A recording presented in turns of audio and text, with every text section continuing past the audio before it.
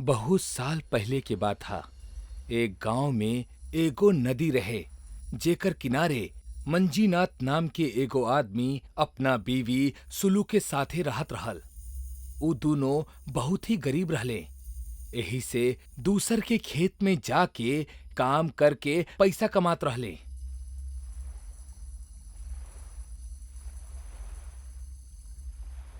एक दिन ऐसे ही उ दोनों काम पर जाए के खातिर निकल गईले त जात जात सुलू के नजर नदी पे पड़ल।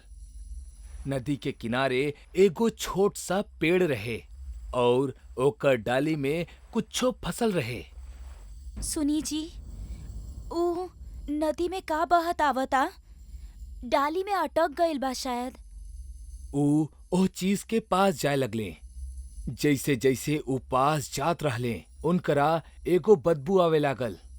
अरे ई बदबू कहाँ से आ रहल बा? शायद उहे चीज से आ रहल बा। लोग भी ना कुछ भी फेंक देवेले नदी में।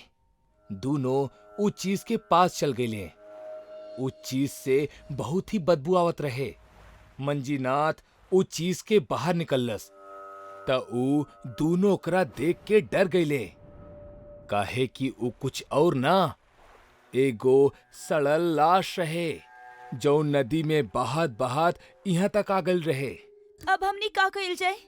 इ त लाश बा। हाँ, भगवान। हमरा जल्दी से पुलिस के बुलावे के चाही।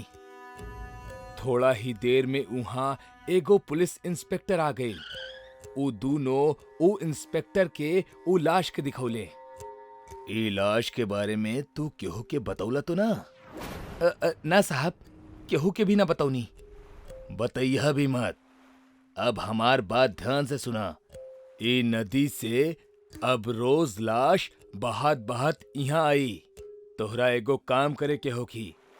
सुबह जितना भी लाश बहात बहात यहाँ आई तो उनकरा के बाहर निकलबा और शाम के हमरा के सौंप देबा।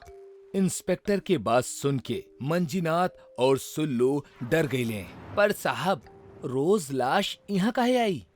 ओ तो मत सोचा, बस जितना कहल गइल बा उतना करा। कहे कि ई काम के तोहरा पैसा भी मिली। तब बोला करबा? पैसा के बात सुन के मंजीनाथ और सुल्लू सोच में पड़ गईले।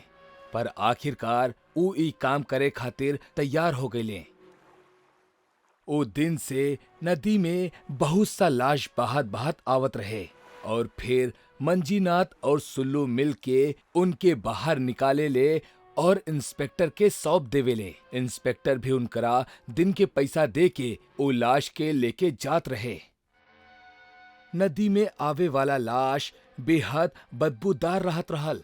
एक बार मंजीनाथ और सुल्लू एक लाश के नदी से बाहर निकालत रहले कि तब्बे ओकर बदबू से सुल्लू के चक्कर आवे लागल और वो नीचे गिर गई। मंजीनाथ ओकरा उठा के घरे ले गई। तू यही जे आराम करा, बाकी के लाश हम निकालतानी। सुल्लू के सुता के वो बाकी लाश निकाले के खातिर नदी के पास चल गई। मंजीनाथ जब घर आयल ता सुल्लू अबहिनो सुतत रहे। उस सुल्लू के जगौलस। चला डॉक्टर के पास चलल जाओ, तो हर तबीयत बहुत बिगड़ गई बा। ना, आप ऐजे रुकी, हम अकेले ही चल जाए। अगर और लाश आइल तो केहू तो यहाँ होके के चाहिए ना। हम जाता नहीं। हमार गांव में डॉक्टर नहीं खे। तोहरा पुल पार करके दूसर गांव जाए के होखी।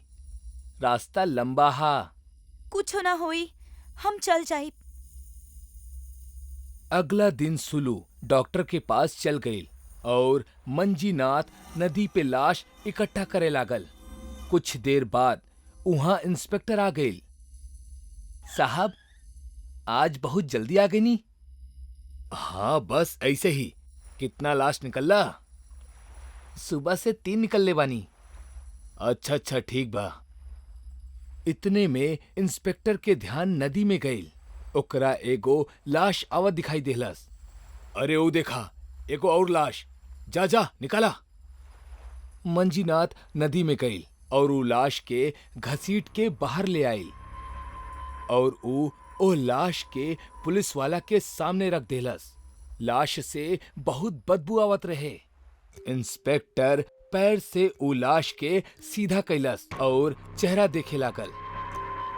मंजीनाथ ऊ लाश के चेहरा देख के बुरी तरह से डर गईल, काहे कि ऊ लाश ओकर बीवी सुलू के रहे।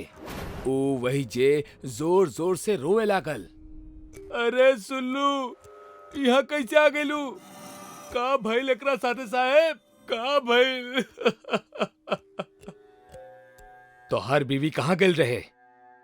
साहब, ओकर तबीयत खराब हो गइल रहे, एही से ऊ डॉक्टर के पास गइल रहे, पर पता ना यहाँ कैसे पहुंच गइल। इंस्पेक्टर मंजीनाथ पे चिल्लाए लागल। तो ओकरा के अकेले काहे भेजला, और उहो दूसरे गांव? अरे हमरा के का पता रहे कि ऐसन कुछ हो जाई, लेकिन एकरा भइल का? आपके पता बा तो बताई हमरा के। इंस्पेक्टर अब ओ नदी के असलियत बतावे लगेला। ई सब ई नदी के वजह से हो रहल बा। कुछ दिन पहले गांव में नदी पे जौन पुल रहे, ऊपर बहुत भीड़ लागल रहे। बहुत से लोग आवा जात रहले, पर अचानक वो पुल हिले लागल और बीच में से टूटे लागल। सारा लोग भागब शुरू कर देले। लगभग सारा लोग पुल से उतर गईले, पर एगो आदमी के पैर पुल में फंस गई और वो पुल पे ही फसल रहे। लोग ओकरा बचावे के बहुत कोशिश कैले, पर वो पुल पे जाए से सबके डर लागत रहे। अचानक वो नदी में एगो ऊंचा लहर उठल और वो आदमी के वो नदी ले गई। आदमी के नदी में गिर जेला के बाद वो पुल फिर से जुड़ गई। वो आदमी नदी में डूब गई और थोड़ा देर बाद ओकर सारा खून नदी में बहे लागल। मतलब ई नदी इंसान के अपना अंदर खींचेली। हाँ, वो पुल से जाए वाला हर इंसान के वो अंदर खींच लेवेली। और तोहरा जौन पहला लाश मिलल रहे ना, वो उहे आदमी के रहल। ई कैसे हो सकेला? वो आदमी के शरीर पर ता कोनो चोट के निशान न रहे। हाँ त, पर आप तो कहले रहले कि ओकर सारा खून नदी में बहे लागल रहे, जबकि ओकर शरीर बिल्कुल ठीक रहे, बस सड़ चुकल रहे। ई नदी के एक और भयानक सच है। मतलब? अब ही दिखाओ तानी। इंस्पेक्टर अपना पास रखल चाकू के निकाल लेवेला और मरल सुलू के शरीर में घुसा देवेला। अरे ई आप का कैले? जैसे ही इंस्पेक्टर चाकू घुसावेला, सुलू के शरीर से खून के बजाय नदी के पानी बहे लगेला और धीरे धीरे ओकर शरीर सिकुड़े लागल। सुलू के देख के मंजीनाथ और जोर जोर से रोए लागल। अरे ये सब का हो गइल साहब?